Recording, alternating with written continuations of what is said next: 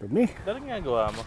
Gustong pulutin lahat ng basura dito nakakalat at itabi ng maayos eh. But anyway, alam mo ba ang laking bagay ng epekto ng basura, lalo na ang plastic sa dagat? Ay, may istorya nga eh. 2 ibon nagkita sa isang isla dito sa Pilipinas. Tapos nag-usap sila. Sabi ng isang ibon, saan ka galing? Galing daw siya sa Hilaga, parte ng mundo. At meron siya nakasabit ng mga foil dito o saka isa naman may plastic. Well, sa madaling salita ang istorya nito, 2 ibon na to, dumaong sila sa isang lumulutang daw na isla. Ba, yung isla na pala yun eh hindi talaga lumulutang, mga isla ng basura. Ganyang kalaki na ang problema ng basura sa dagat. Pero kailangan natin gawan pa ng paraan dahil mas malaki epekto niyan sa climate change.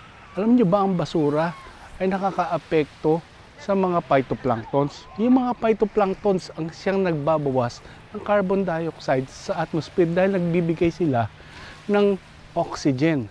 Napakalaking bagay. May mga istorya din nga ng mga isla nawawala na because of sea level rise. Dahil sa climate change. Dahil sa basura. Kailangan matutunan ng mga tao to. Tunay ang problema ng climate change. Tunay at dapat aksyonan at magkaroon ng climate justice. Kailangan matutunan to ng mga bata.